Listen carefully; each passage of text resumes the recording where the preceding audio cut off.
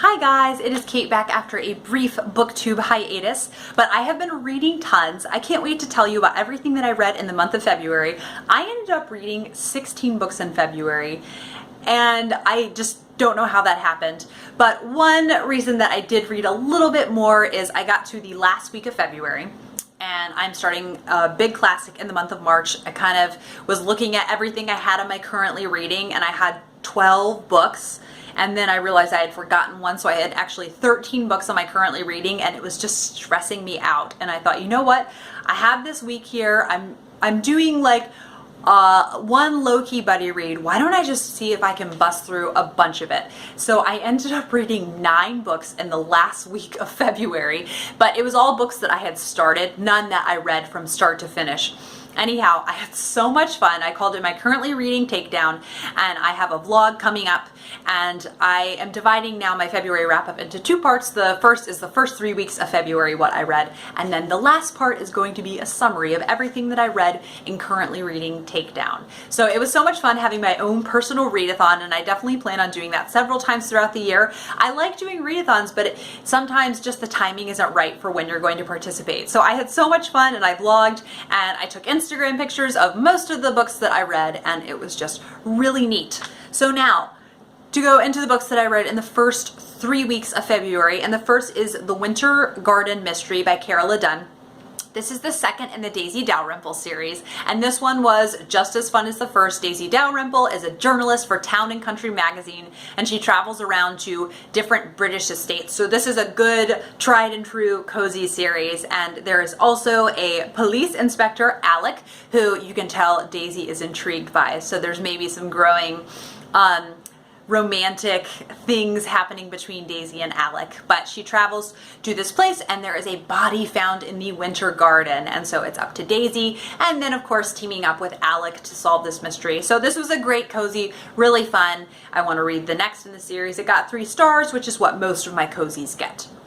The second book that I read was another cozy, and that is Agatha, Raisin and the Potted Gardener. This is quickly becoming a favorite series of mine, and it's about the sardonic Agatha, who is a young retiree living in the Cotswolds of England, and she lives in the village of Carsley. And when she moves there, at first she's bored out of her mind. She attends the meetings of the Women's Society, but she's not really into that. There is a handsome neighbor who has moved in, James Lacey, and she's trying but kind of failing at getting him to fall in love with her.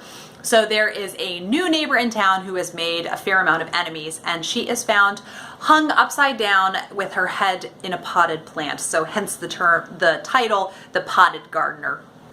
Anyhow, kind of brutal, and Agatha and James team up and they try to solve this mystery, and it was really fun. Got 3 stars, and I also like Agatha's friendship with the local police detective, Bill Wong. I think that's really interesting.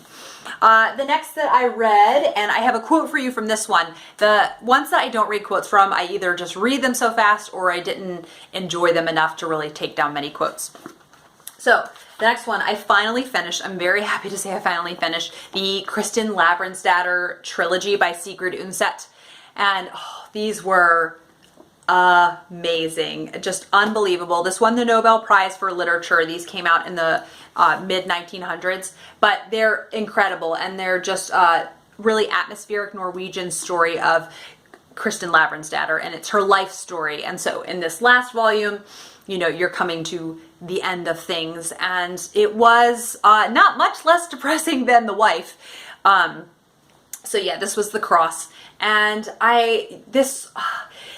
if any of you Jane Austen fans out there know the quote when a certain character is confessing their undying love and they say, if I loved you less, I could talk about it more.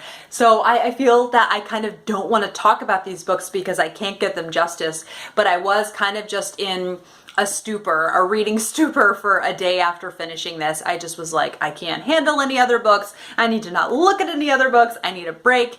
And it was just so intense, but they are so incredibly beautiful, just breathtakingly beautiful. And I can't praise these enough. So they're definitely not fun reads, but if you want literature that will make you think, and I think a running theme of this book is what will you give up for what you want? What are you willing to sacrifice and to go after what it is that you want, you know, everything that you're willing to give up and sacrifice to gain that one thing. So you kind of see this play out through the course of Kristin's life.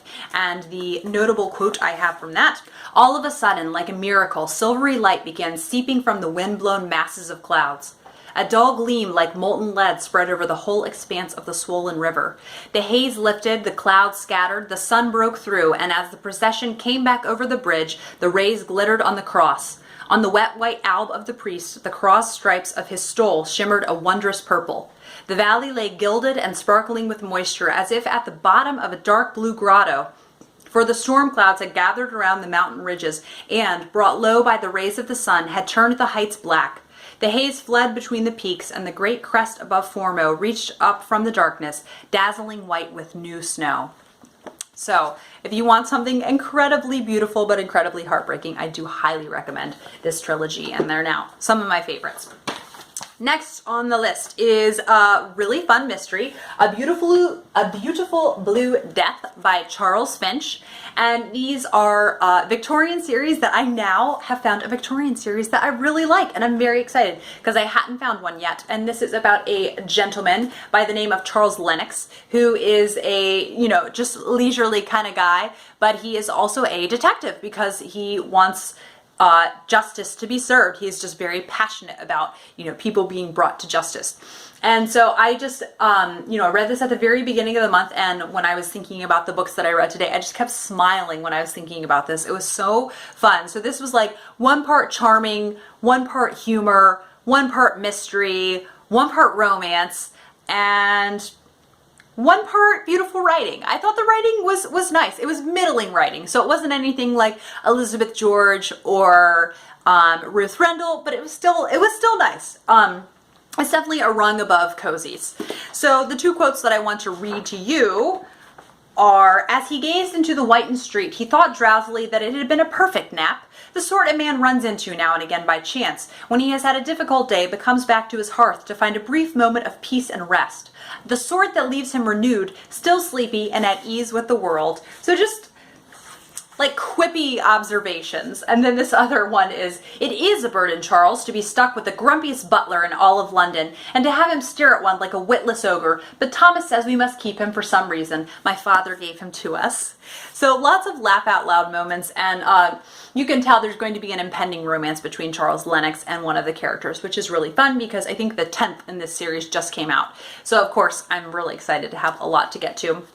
But yes, very fun, and I had no idea what the twist was going to be at the end. I like the amount of mystery. This just felt like a very relaxed mystery. It was just fun, and I didn't have to try too hard while I was reading it. So I'll definitely be moving on to the next one, which is the September Society, and I did this as a buddy read with the lovely Kate from the novel Nomad.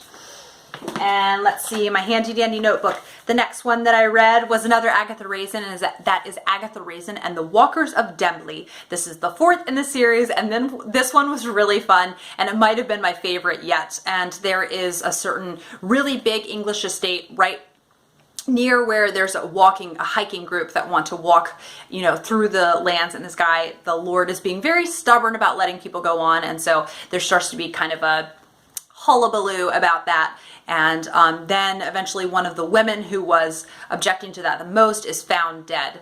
And so it's obviously leaves that Lord looking very suspicious. Anyhow, I really did enjoy this, and I gave it 3 stars, which, like I said, is a very typical cozy rating for me.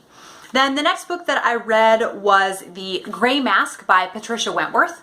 This is a 1930s golden era mystery, and I had this on my list of mystery series that I want to try, which I'm still working my way through all of those series. I'd like to do an update video for you guys, and then there are new mystery series that I'm interested in, so I'd like to then move on. But this is one that I did not enjoy at all. I was not surprised because it was a golden era mystery, and so they are few and far between the ones that I am going to enjoy. For one thing, one of the main characters just drove me nuts. She was so silly and insipid, and just she was just so grating that it really took away from my enjoyment of the story. In addition to that, they were very one-dimensional characters, which I just find really vexing that Golden Age mysteries have such a reputation, and I am such a character reader, and so to me, that just doesn't make sense why this series is so talked up and the characters are so one-dimensional. It was not for me. I'm glad that I tried it, and yeah, it was not my thing. Next is The Girl Before by J.P. Delaney. This was a thriller, which I have decided I just want to read more thrillers because every time I do, I have so much fun. I read this in one day, guys. One day. I had so much fun.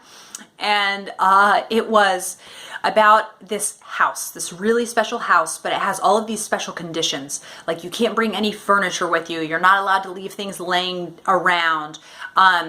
You are not allowed to like change the silverware. You're not allowed to change the artwork. There's all these requirements, and it's a very controlled environment. And there is a woman who wants to live in it, and as she's living in it, she starts to hear about the woman who lived in it previously, the girl before, and things are just not quite as they seem. So I don't read too many thrillers, so I can't tell you like compared to other thrillers. I just know I really enjoyed it. It was highly engrossing. I did only give it 3 stars simply because it was really fun, but it's kind of like junk food. Like it's really fun to read, but it's not anything that's going to like stay with me for a long time. There may be thrillers in the future if I try out more that would, but for now, it's kind of like that.